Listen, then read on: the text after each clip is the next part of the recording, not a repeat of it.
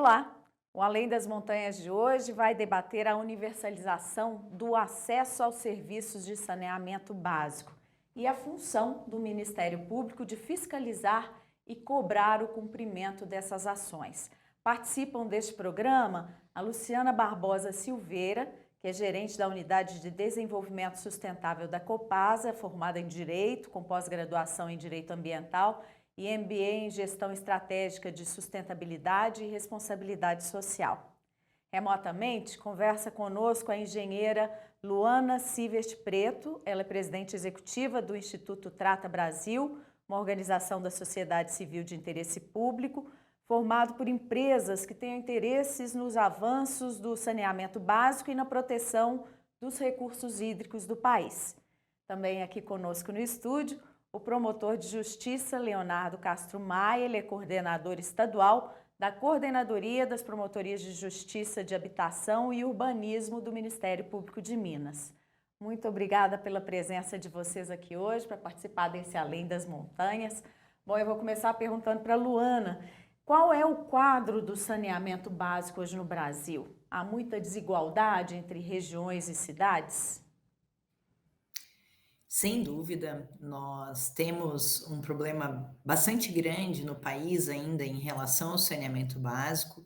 São 33 milhões de pessoas sem acesso à água e praticamente 100 milhões de pessoas sem acesso à coleta e tratamento de esgoto. Quando a gente olha as diferentes regiões do país, a gente vê uma desigualdade muito grande.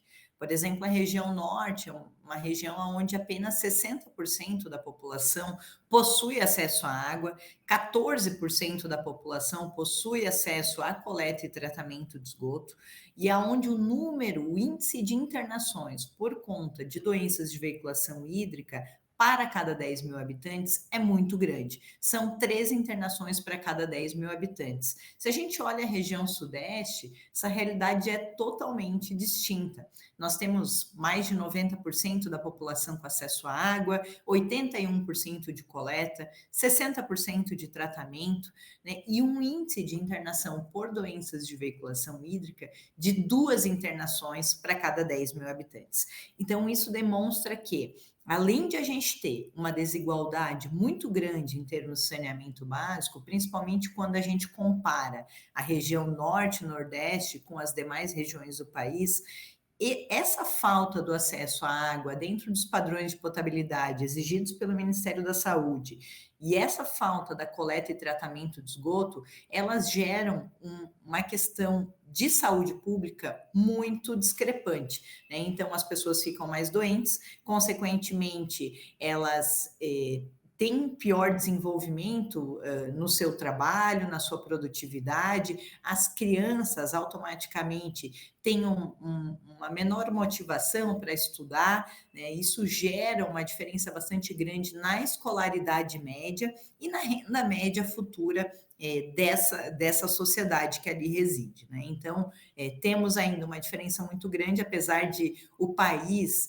ter características regionais muito distintas, né? Tanto do ponto de vista de relevo, quanto do ponto de vista de cultura local, também a gente vai precisar encontrar diferentes soluções para diferentes regiões do país, mas essa desigualdade que a gente tem no saneamento, ela faz com que a desigualdade das outras áreas da vida da pessoa sejam ainda maiores.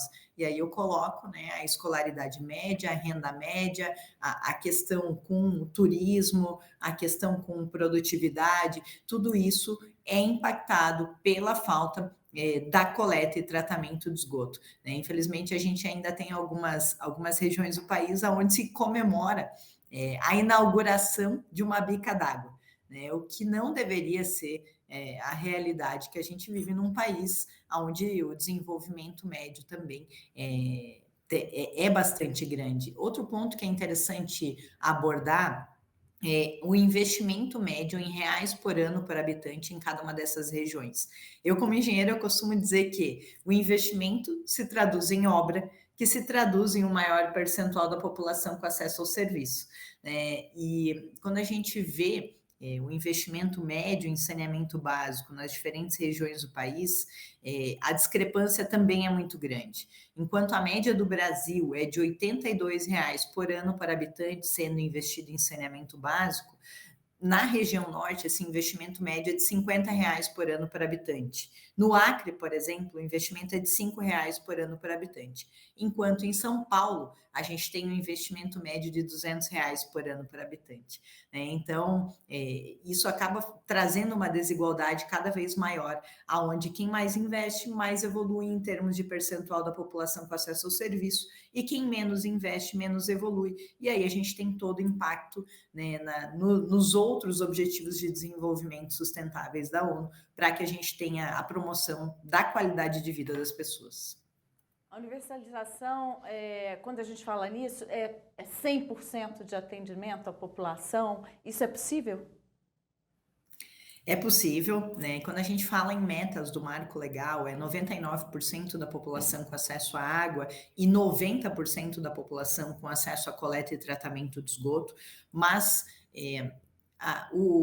soluções tecnológicas para o saneamento básico existem. Obviamente que quando a gente tem uma população mais condensada, a gente tem soluções que vão ter um custo menor por ter uma solução diluída para um número maior de população. Quando a gente fala em regiões mais distantes, esse custo para se levar o saneamento é maior, porque eu preciso levar muitas vezes uma tubulação a muitos quilômetros de distância, ou ainda pensar em soluções locais que possam atender aquela população, mas solução existe. A questão é a priorização em relação a esses investimentos, né, e tentar abarcar o maior número de pessoas possíveis, principalmente a população mais vulnerável, que é nessa população vulnerável aonde o impacto da chegada do saneamento básico vai ser maior.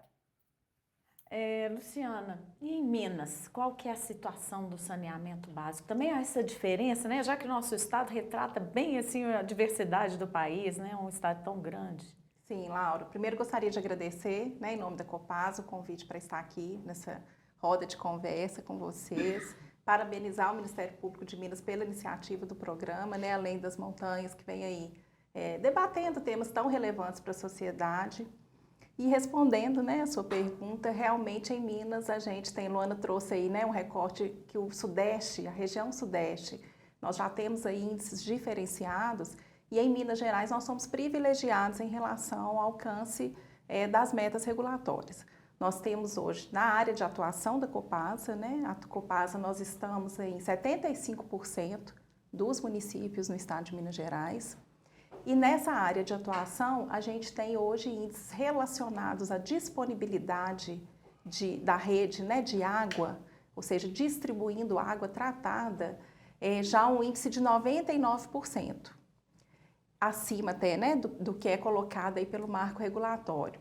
Em relação ao esgotamento sanitário, nós temos aí um índice em torno de 90% em relação à coleta, disponibilidade de serviço de coleta de esgoto, e precisamos avançar em relação ao tratamento, que nós temos hoje em torno de 72% da disponibilidade do tratamento do esgoto que já é coletado. Doutor Leonardo, como é que surgiu o plano de saneamento básico? O que ele estabelece? E agora nós temos um marco, né, que define essas metas e para essa universalização. Queria que o senhor falasse mais sobre isso. O novo marco do saneamento, ele estabeleceu essas metas que foram referidas, né, pela presidente do Instituto Trata Brasil, pela Luana. Aliás, aproveitando para cumprimentar a Luana, também a Laura e a Luciana. E ele estipulou uma data, uma meta, né, uma primeira meta até 2033, para que a gente alcance essa universalização.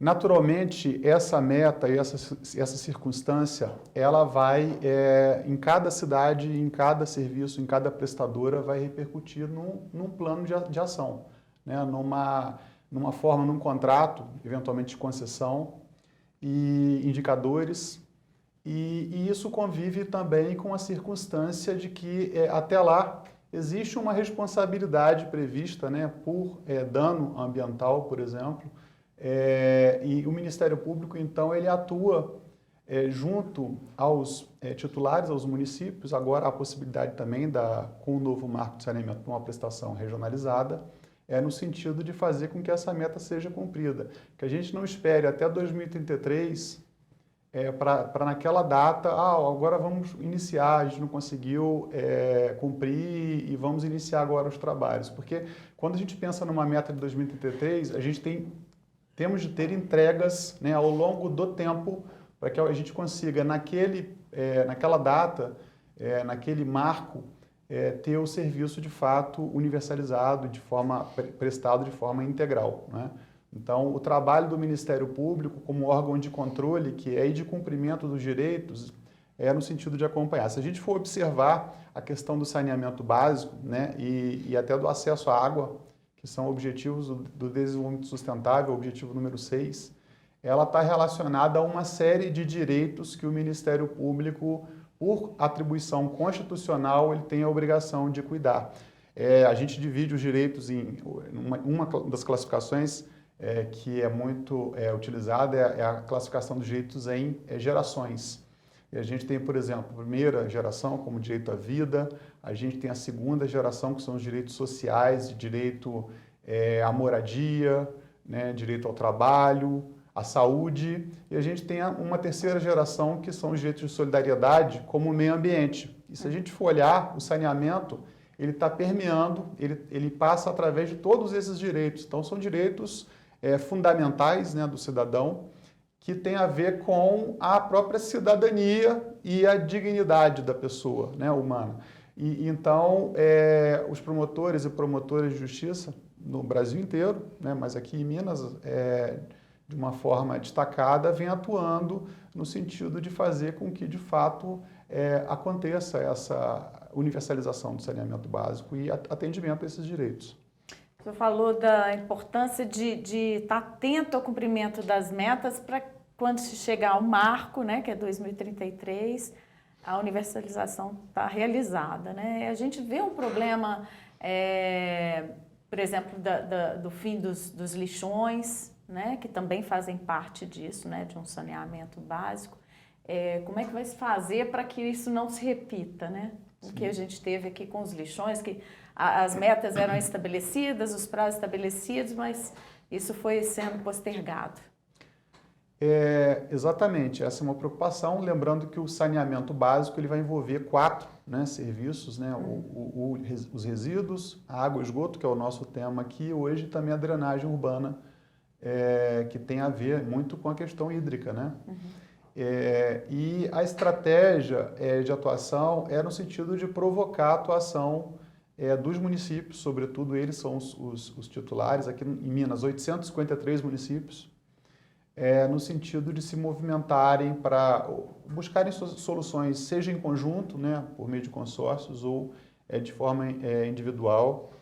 E uma questão entre várias abordagens que vêm sendo empregadas para a gente alcançar essas metas, o que foi objeto de um seminário que a gente promoveu, o Ministério Público promoveu há poucos dias, inclusive com as participações, né, da Luciana e também da Luana, no sentido de uma estratégia da obrigatoriedade da ligação nas redes de água e esgoto, que está prevista no novo marco de saneamento, no marco de saneamento, né, que na verdade o novo marco é uma lei que reformou, né, que alterou a Lei de Saneamento Básico, a Lei de Política Nacional de Saneamento, que é a Lei 11.445, de 2007, e esse artigo 45 já existia, já determinava uma ligação às redes, e ele reforçou, digamos assim, essa obrigatoriedade com inserção de alguns parágrafos, alguns dispositivos nesse artigo 45, que é uma das estratégias que o Ministério Público vem atuando, porque imagina, a gente ter uma rede disponível, rede de água ou rede de esgoto, que já é uma dificuldade, já é um desafio para muitos municípios, né? Ter a rede, disponibilizar a rede, e ainda assim a gente tem um percentual significativo de edificações urbanas que não estão ligadas a essas redes, né? Então causando danos. Então, às vezes o município vai ter assim, eu tenho uma rede de esgoto, eu tenho uma forma de tratar o esgoto, mas as ligações não existem. As edificações não estão ligadas na minha rede, né? Então, Eu queria até perguntar sobre isso para a Luciana, né? Quando a Copasa vai instalar ali o serviço, né, de água e esgoto numa cidade, quais são os maiores problemas? Ah, sim. Como o doutor Leonardo bem colocou, realmente, e eu trouxe aqui, né, os índices, nós temos essa disponibilidade em grande parte aí, né, do território da nossa atuação no estado de Minas Gerais. E os principais desafios, Laura, se referem mesmo, primeiro, à conscientização, uma conscientização voltada para a educação sanitária e ambiental, entendimento da população, né, em relação à importância de aderir a esses serviços. Já visto aí, né, os benefícios que a Luana já bem trouxe para a gente. E também as questões aí de uma vulnerabilidade socioeconômica, né, da nossa população, que infelizmente cada dia se agravam mais. A gente tem aí questões relacionadas a dificuldades financeiras para a construção das redes domiciliares até, né, a nossa rede pública. Nós temos questões também relacionadas ao relevo que a Luana trouxe, né? Também muito característico aqui no nosso estado, aqui em Minas, onde a gente tem imóveis aí construídos abaixo do nível da rua. Então, as soluções, né? Nós precisamos aí de soluções técnicas alternativas para promover o acesso daquele imóvel à rede pública. Muitas vezes isso requer uma passagem de rede por um imóvel de um vizinho, de um terceiro, que precisa também ser conscientizado, né, em relação a essa necessidade. Então, são vários desafios muito relacionados à vulnerabilidade socioeconômica. O crescimento desordenado, né, das cidades, dos territórios, esse é um grande desafio também, que gera com isso as ligações irregulares, tanto de água e esgoto, que vem a impactar, né, na disponibilidade dos nossos sistemas de abastecimento, uma vez que não foram previstas essa demanda.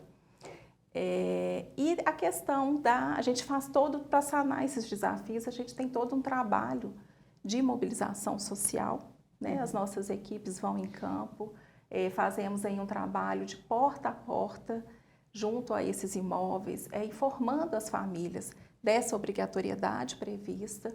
Então, essas famílias são notificadas, né? São aí conscientizadas em relação a esta obrigatoriedade, mas realmente a gente precisa de pensar em outros instrumentos que vão fortalecer esse entendimento e essa consequente aí conexão às redes públicas de saneamento. Ok, nós vamos para o intervalo. No próximo bloco, nós vamos falar sobre essa preparação das instituições para o cumprimento desse marco regulatório para a universalização do saneamento básico.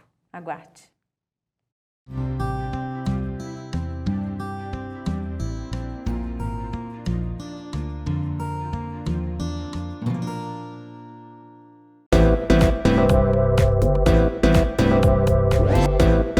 TVMP, em todo lugar, ao seu lado. Realização: Ministério Público de Minas Gerais.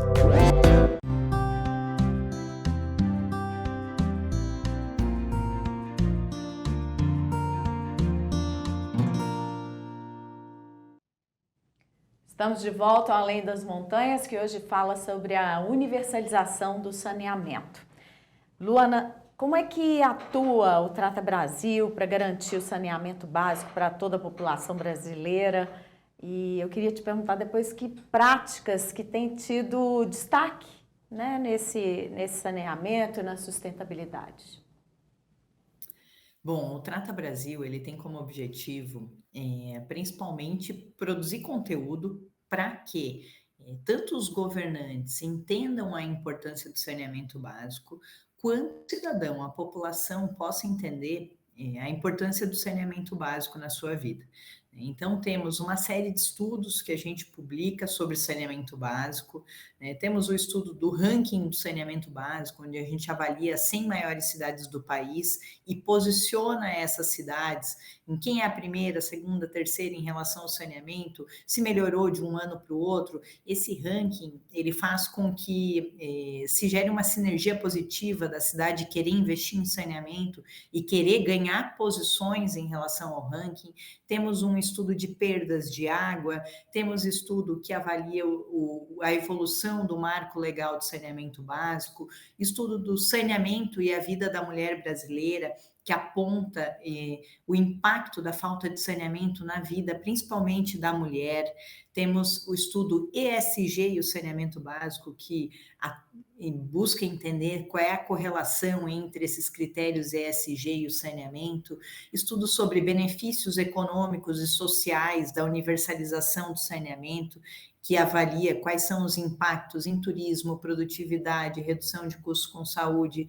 Temos um site que a gente faz a gestão, que é o Painel Saneamento Brasil, aonde nós colocamos os dados de renda média com e sem saneamento, escolaridade média com e sem saneamento, dados de saneamento, de doenças. Então, nós juntamos uma série de bancos de dados públicos, tanto do Sistema Nacional de Informação e Saneamento, DataSUS, Ministério do Trabalho. Então, nosso objetivo é que tanto a população possa acessar esse site, entender quais são os dados do seu município, quanto os órgãos de controle também possam ter acesso a esses dados para ter maiores subsídios na hora de tomada de decisão e de cobrança em relação ao avanço do serviço. Além desses estudos que a gente publica, a gente realiza alguns projetos sociais, projetos que visam educar crianças. Temos um projeto que é o Brincar para Sanear, onde, de uma maneira lúdica, a gente leva o conhecimento sobre saneamento básico para as escolas.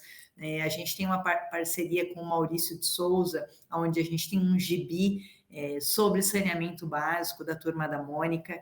Então, assim, o nosso objetivo é, tanto de baixo para cima, conscientizar a população, as crianças, as mulheres, os adultos, sobre a importância do saneamento e o impacto na sua vida, porque a partir do momento em que eu, cidadão, entender esse impacto, eu vou cobrar na minha associação de moradores, eu vou cobrar do meu vereador, né, do prefeito que eu votei, do governador, o avanço em relação ao tema, quanto de cima para baixo, expondo os dados, né, dados públicos, para que haja um maior subsídio na tomada de decisão em relação ao saneamento. Então, nosso objetivo é esse, estamos sempre à disposição a respeito de novas ideias que possam surgir, de novos estudos, né? Então, por exemplo, a gente vai palestrar num estudo sobre turismo, trazendo dados de saneamento.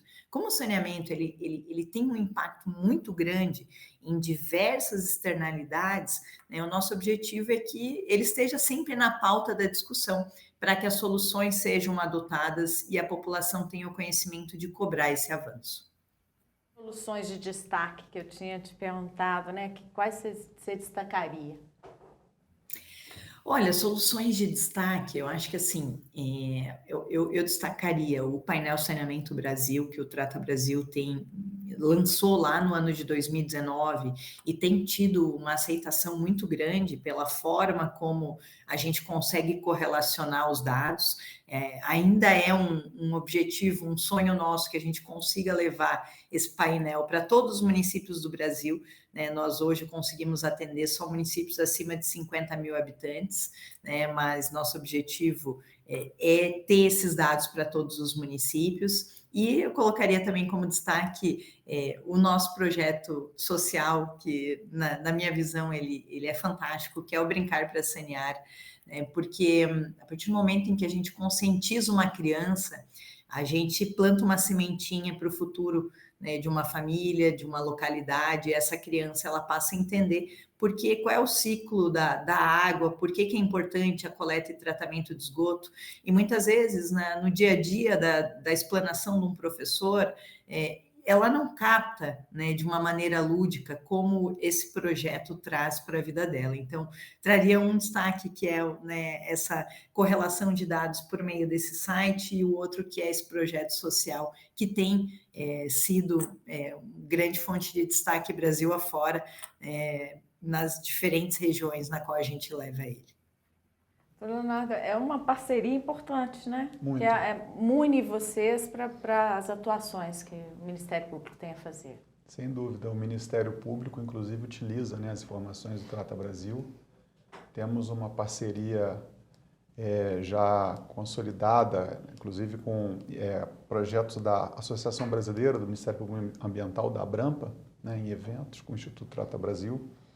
E essas informações, atlas, catálogos, painéis, eles são muito importantes para o promotor, mas para o cidadão, né, no sentido de fato, como foi bem colocado pela Luana, é propiciar uma participação informada, que é o desejável em qualquer tipo de política que tenha repercussão socioambiental. Então, é que as pessoas se engajem, né, nessa questão. Faz parte também do que a Luciana colocou aqui, que é educação, né? Uma educação ambiental, uma educação sanitária, né? De saber como é importante isso, porque eu tenho dito que, paradoxalmente, a gente mostra uma imagem de uma cidade brasileira e a gente percebe, olha, tem polícia, tem estrutura, tem governo, tem asfalto, está passando um carro bonito, as construções, mas por baixo daquela aparência de primeiro mundo que por vezes a gente tem de uma cidade, a gente tem ali, no fundo, uma situação do ponto de vista sanitário absurda, né? Porque eventualmente a gente não tem tratamento. Aquela cidade que parece ser uma cidade moderna, uma cidade de primeiro mundo, ela está lançando 100% do esgoto dela no curso d'água. Está captando, às vezes, perto do lançamento do esgoto, né? Gastando muito dinheiro para tratar essa água, que está entregando na casa das pessoas com perdas expressivas de água no sistema, na tubulação. Então, no final, a gente está se igualando a países que não têm sequer essas estruturas de governo, né, consolidadas. A questão do saneamento está muito ali por baixo das aparências, às vezes, né, como muitas pessoas dizem, né, que obra de saneamento não traz voto porque está embaixo da terra, né, tem esse jargão, né, essa máxima. Mas a verdade é essa, é que por vezes a gente está vivendo um mundo que não é o mundo real e sofrendo com os problemas que repercutem a partir dessa falta de saneamento. Foi colocado, né, pela Luana, a questão da educação, da desigualdade, da saúde. Gasta-se muito em saúde no Brasil por problemas que poderiam ser evitados com o saneamento básico. A prevenção, né? Exatamente. É um custo muito menor do que o custo, né, de medicamento. E o custo para a indústria, né, para a economia, das pessoas ficam afastadas, às vezes, do trabalho por questões de falta de saneamento e elas ficam de forma recorrente, porque ela é tratada com medicamento, ela vai para um sistema de saúde, ela é medicada, mas ela volta para a mesma situação de falta de saneamento e ela continua sofrendo com os efeitos, com os impactos da falta desse serviço. Eu tenho dito, às vezes com reunião com prefeitos, né, o nome já fala, né, que é saneamento básico. Não se está buscando nenhuma solução, às vezes mirabolante, uma tecnologia impossível, nada disso. São soluções básicas, são onerosas, sem dúvida alguma, mas elas são soluções absolutamente necessárias, imprescindíveis. E o Ministério Público tem como cobrar das prefeituras que elas invistam, né, destinem dinheiro para essa área? Tem como cobrar, existem instrumentos para isso, sempre buscando soluções consensuais, né? E quando não é possível, ajuizando as ações. A gente sofre com os problemas do processo, né, que são outros problemas que não vêm aqui ao caso, as mazelas do tempo do processo, as dificuldades que esses processos trazem consigo, né, muitas vezes versando sobre questões estruturais, mas são instrumentos que têm que ser praticados pela promotora, pelo promotor de justiça e vêm sendo utilizados e muitas vezes com sucesso, né?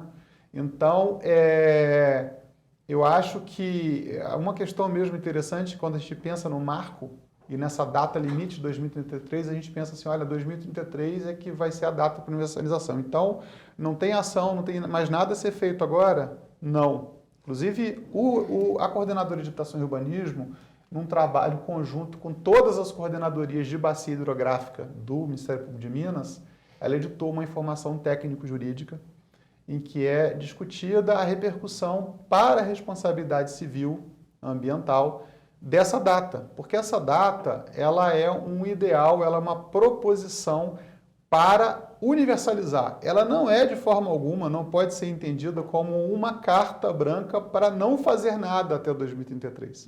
Tem 10 anos, dá para... Exatamente. Até Dá pra 2033 eu sou imune de responsabilidade, eu posso lançar todo o meu esgoto no rio. Não pode, porque acima do marco do saneamento, no patamar constitucional, existe uma norma que fala que os impactos, os danos ao meio ambiente, eles são passíveis de reparação.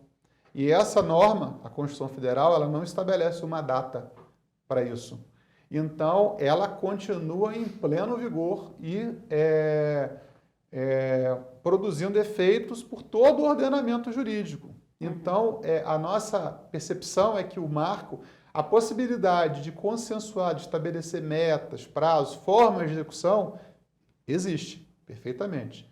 Mas ela não é um salvo-conduto, ela não é uma isenção, uma imunidade para que se possa propagar poluição até 2033, esperando assim, não, ninguém pode me tocar, ninguém pode fazer nada até 2033. Não é verdade. Tá? E por fundamentos jurídicos que estão colocados nessa nota, essa orientação foi expedida para todas as promotoras e promotores, assinada além da Coordenadoria de Habitação Urbanística, que é um assunto que toca muito, né, a nossa atribuição, mas todas as promotorias de bacia, porque os coordenadores das bacias hidrográficas, porque em Minas nós temos essa peculiaridade, eles lidam muito com isso também, é uma atribuição, digamos... Tem que estar vigilante. Exatamente, né? Dividida entre a promotor, o órgão de execução e esses coordenadores.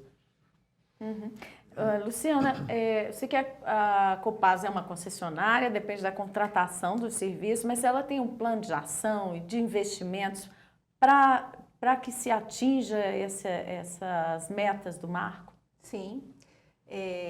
Nós temos hoje na Copasa o maior plano de investimentos da companhia, da história da companhia, né? A Copasa fez recentemente 60 anos e nós temos aí previstos 9 bilhões de reais como investimento em 5 anos, dá em torno aí de 1,7 bilhão de reais por ano em investimentos que são voltados para garantir a disponibilidade, né, de distribuição de água tratada e, sobretudo, os investimentos aí em empreendimentos voltados para o tratamento de esgoto, que, como eu coloquei no início, é um do nosso maior desafio. Nós temos hoje na Copasa investido em construções de novas estações de tratamento de esgoto, construção de elevatórios, interceptores de esgoto, mas, mais uma vez, né, o nosso plano, sobretudo, ele abrange essa questão financeira, ou seja, a companhia tem capacidade financeira já reconhecida para investir nesses empreendimentos, mas, sobretudo, investir também nas ações socioambientais, como a gente, né, sempre reforça como são necessárias, e aí, né, a exemplo do que a Luana trouxe também, envolvendo desde a base, ou seja, toda a população, que é a população que utiliza os serviços de saneamento básico. Nós temos uma agenda ESG colocada com base nos Objetivos de Desenvolvimento Sustentável da ONU, mas retratando quais são as nossas necessidades locais.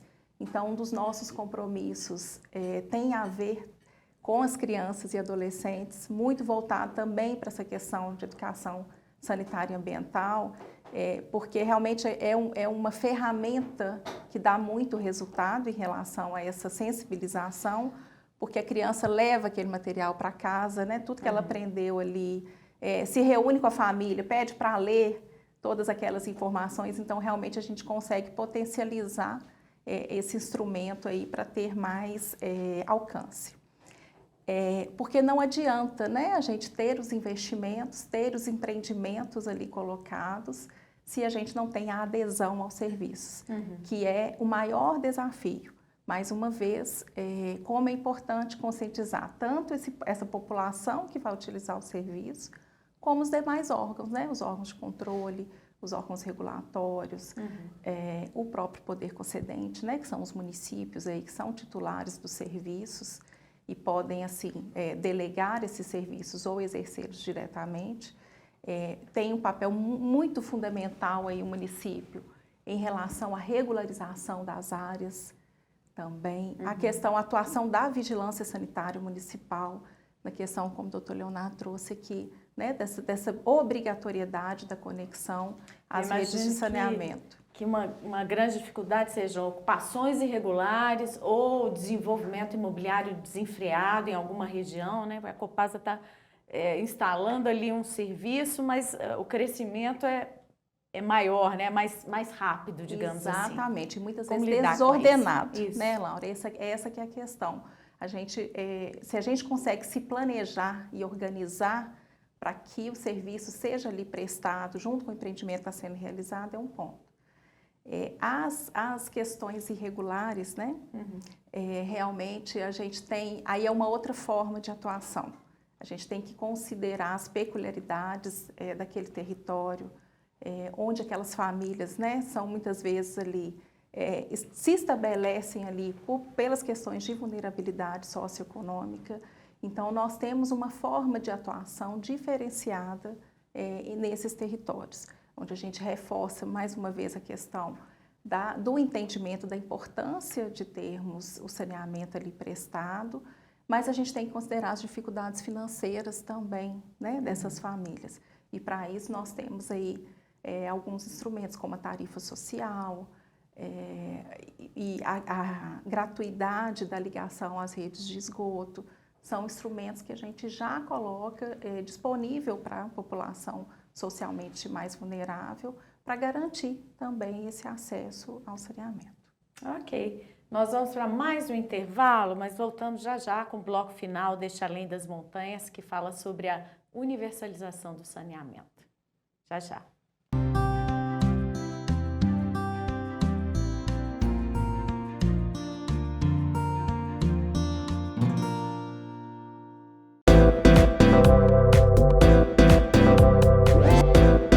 TVMP, em todo lugar, ao seu lado. Realização: Ministério Público de Minas Gerais.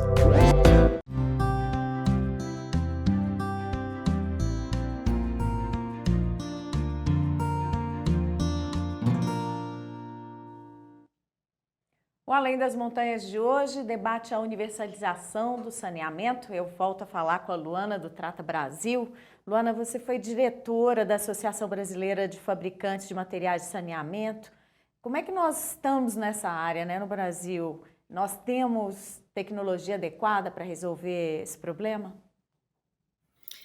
Bom, nós no Brasil ainda temos um sistema bastante...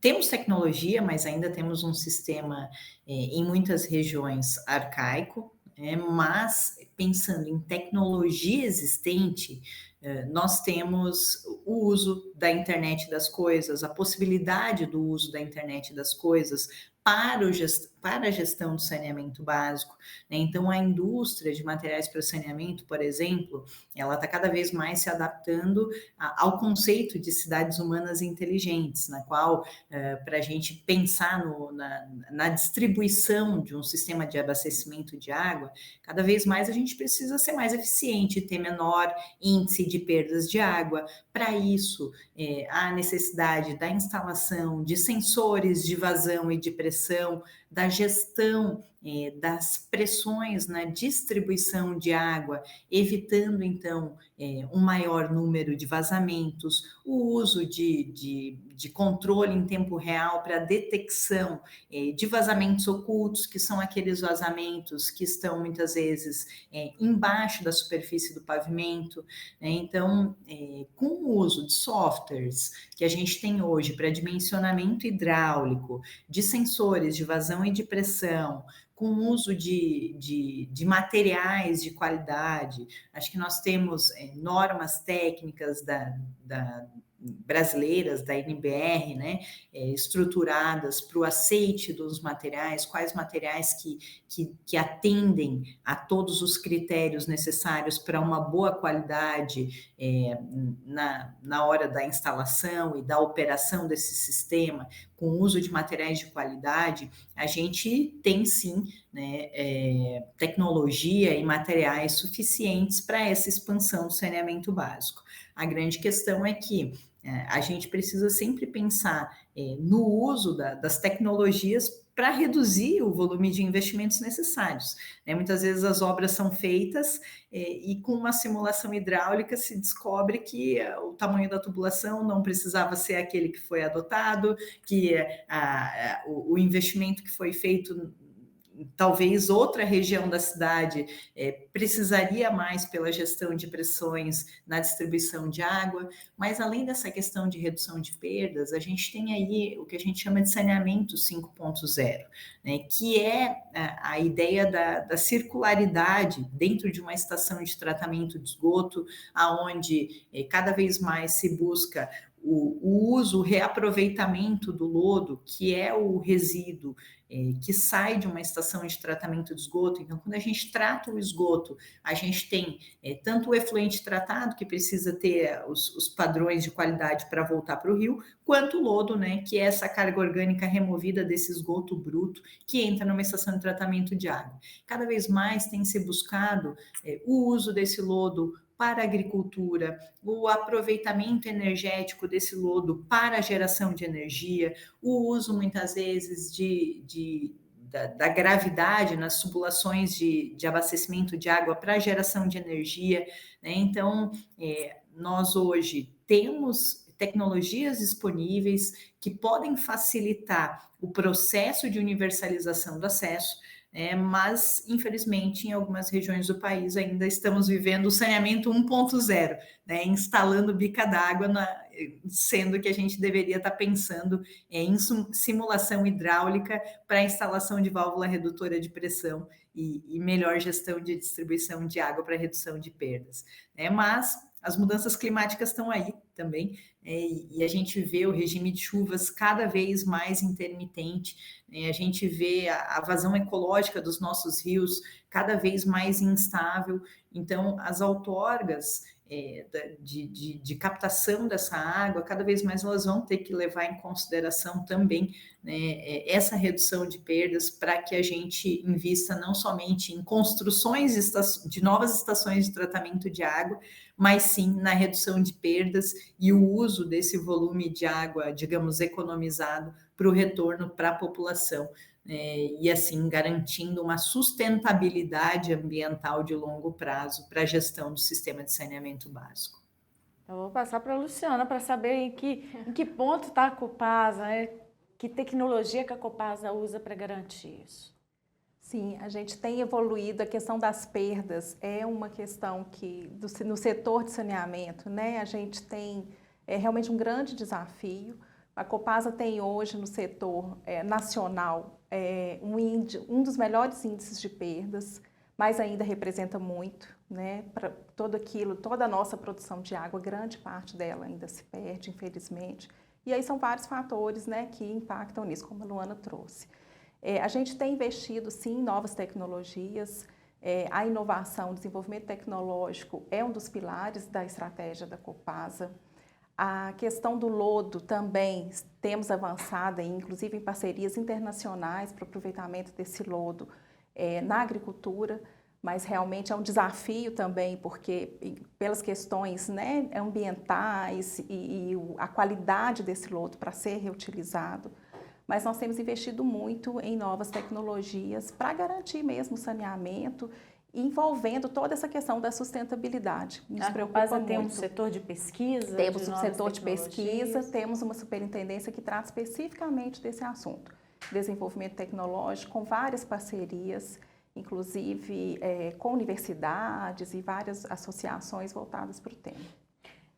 O serviço de saneamento é de responsabilidade do município, E em Minas a Copasa presta esse serviço, mas não é no estado todo, Depende da contratação das prefeituras. Isso traz alguma dificuldade para esse atendimento das metas da universalização? No nosso caso, não traz dificuldade, Laura. Realmente a legislação vigente estabelece que a titularidade dos serviços de saneamento é do Poder Municipal, do Poder Público Municipal. E ele pode prestar o serviço de saneamento diretamente ou delegar a uma concessionária prestadora de serviço. No caso da Copasa, aqui no estado de Minas, como eu disse, a gente está aí presente, né, em 75% dos municípios. Isso representa aí 640 municípios, dos quais, onde a gente tem a prestação dos serviços de abastecimento de água tratada. Desses 640, em 309 a gente tem os serviços de esgoto. E pelos índices que nós colocamos, né, realmente a gente vê que a universalização em Minas ela está próxima de acontecer. Quando a gente compara, né, com a média nacional, nossos índices estão bem acima. Então, isso demonstra que não tem sido um dificultador. O que a gente sempre reforça é que realmente o saneamento ele não se faz sozinho. Saneamento é um bem coletivo, o doutor Leonardo trouxe isso muito bem. Nós precisamos ali de união de esforços para que o saneamento realmente aconteça e chegue à nossa população. Essa união de esforços é serviços, dos órgãos de controle, de fiscalização, os órgãos regulatórios e da sociedade. E aí o papel também, né, do poder concedente, do município, que vem nessa prestação como titular do serviço, delegar ou não esse serviço e acompanhar aí as questões relacionadas, sobretudo, como a gente colocou, né, um dos grandes desafios é esse crescimento desordenado dos municípios, a atuação da vigilância sanitária, que é extremamente importante para fazer acontecer, né? Nós colocamos lá as redes disponíveis, o serviço está disponível, notificamos os clientes em relação a essa obrigatoriedade de conexão ao serviço. Mas nós, como prestadora de serviço, não exercemos o que a gente chama de poder de polícia, né, doutor Leonardo, de obrigar aquela família a se conectar ao serviço. Nós temos aí outros órgãos que vão fazer esse papel de colocar essa obrigatoriedade, sobretudo, da destinação adequada do esgoto, dentro das normas ambientais e que esteja de forma adequada, retornando, né, para o nosso meio ambiente de forma adequada. Doutor Leonardo, o Ministério Público, como o senhor falou no começo do programa, nesse mês de agosto realizou um seminário, né, sobre saneamento e redes de água e esgoto. Que novidades ele trouxe? Como é que reuniu todas essas entidades responsáveis por organizar essas metas e cumprir o marco? Laura, esse seminário foi uma oportunidade muito interessante da gente dialogar e conversar sobre essa questão. Por uma coincidência, já há algum tempo nós vimos discutindo essa temática da obrigatoriedade, e aí eu até destacaria o seguinte: além da norma do artigo 45 que me referi na Lei de Saneamento Básico, na Lei 11.445, também para as ocupações que estão sujeitas à regularização fundiária, na norma de regularização fundiária, que é a Lei 13.465 de 2017, há previsão de ligação também obrigatória. Uma vez disponibilizadas as redes de água e esgoto, a ligação é obrigatória também. Lógico, né? Essa obrigatoriedade, ela favorece a saúde, né? Ela evita o problema ambiental de lançar esgoto, né, a céu aberto, então ela resolve o problema do meio ambiente.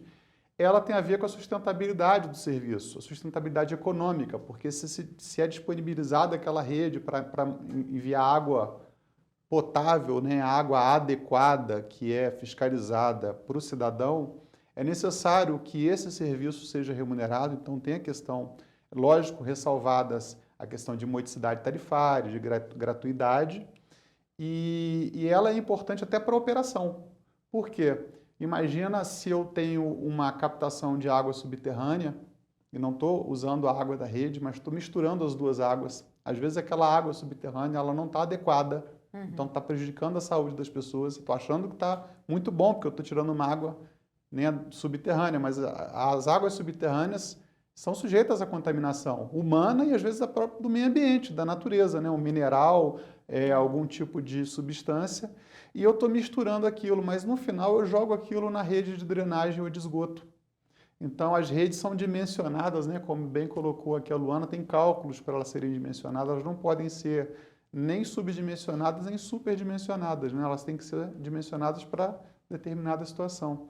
Então, eu dizia, por uma coincidência, recentemente nós firmamos um acordo com a Copasa e com o IGAM, que é o Instituto de Gestão dos Recursos Hídricos, né, o gestor dos recursos hídricos em Minas, e quem autoriza a perfuração dos poços e a captação de água subterrânea, e outorga o direito, né, de uso dos recursos hídricos. Porque o que acontecia? O IGAM, ele até então, ele autorizava a perfuração e captação sem saber se havia ou não rede disponível. Ou Então, se aquele recurso, se aquela água era adequada para... sim, ele olha, até uma função que aí a qualidade vai entrar no espectro de atuação da vigilância sanitária, né, que foi colocado aqui. Mas ele autorizava simplesmente, eu requeiro e autorizo. Então, às vezes eu tinha, para não pagar conta de água, né, para ficar livre desse ônus, porque eu estou pegando uma água gratuita, digamos assim, né? Havia essa perfuração, essas águas são misturadas no reservatório do edifício, da edificação, do prédio, da casa, né? Utilizam a rede de esgotamento sanitário e de drenagem, mas elas não necessariamente estão adequadas para o consumo. E essa adequação, é muito importante considerar também, ela se altera com o passar do tempo. Eu posso medir hoje, monitorar minha água hoje, não quer dizer que ela está a salvo de contaminação para sempre. Tanto que a água que é servida pela Copasa ou pelos prestadores, né, os outros serviços, os municípios, SAAIs, né, ela é objeto de um controle periódico. Né? Então, essa questão, esse acordo, então, acabou sendo, né, ali muito... Casou, o nosso evento já estava marcado, mas a gente teve a felicidade de celebrar pouco tempo antes, foi muito recente. E então, até o IGAM participou conosco também nesse evento e foi muito rico, porque pôde também trazer essa experiência desse acordo que resolve um grave problema de desencontro entre a política de gestão de recursos hídricos e a política de saneamento. Então, a gente foi compatibilizar, né, com esse acordo essas duas políticas. Eu queria comentar uma questão também aqui, que diz respeito, que foi muito colocada, que é o parcelamento, né, irregular do solo, porque eu falo que o promotor ele vai atuar muito, o parcelamento, a infraestrutura, ela é um problema de saneamento e existe uma prática criminosa que é levada a efeito por espertalhões, né, por quem quer se beneficiar das pessoas, que é justamente para não investir nessa infraestrutura, que é uma obrigação do parcelador, do loteador. Os lotes são alienados, são vendidos sem a infraestrutura, com uma capa de um empreendimento rural, etc., que não é rural. Depois vai caber ao morador. Exatamente. E depois esse ônus recai sobre os ombros dos municípios. E os municípios têm que despender recursos que poderiam estar gastando em outras questões de saneamento e não de saneamento, de educação, de lazer e até de saneamento, né? Então, também nessa questão, isso configura um crime que está previsto na Lei de Parcelamento do Solo, do artigo 50, e também ali o Ministério Público atua muito hoje, né? Atua de forma vigorosa, apesar de talvez não conseguindo acompanhar o volume de infrações que é praticado, que é uma prática... Precisa uma conscientização da sociedade, sem né? dúvida alguma. Quando for comprar um lote em algum loteamento assim, sim, sem tem dúvida. que se garantir que tem essa infraestrutura, né? Exatamente. E que conclusões o seminário chegou? Então, o seminário ele foi uma forma da gente conhecer esse problema da não ligação nas redes. E a partir dele, do seminário, o Ministério Público está elaborando, já praticamente está pronto, o material de apoio para essa nova, a partir do acordo que foi firmado com o IGAM e com o Copasa, para que a gente possa dar fazer um esforço adicional na questão das ligações obrigatórias, né? Então, no seminário foi a oportunidade da gente levantar situações, casos de municípios em que eu tenho as redes, mas eu ainda tenho um déficit muito grande, significativo de ligação às redes.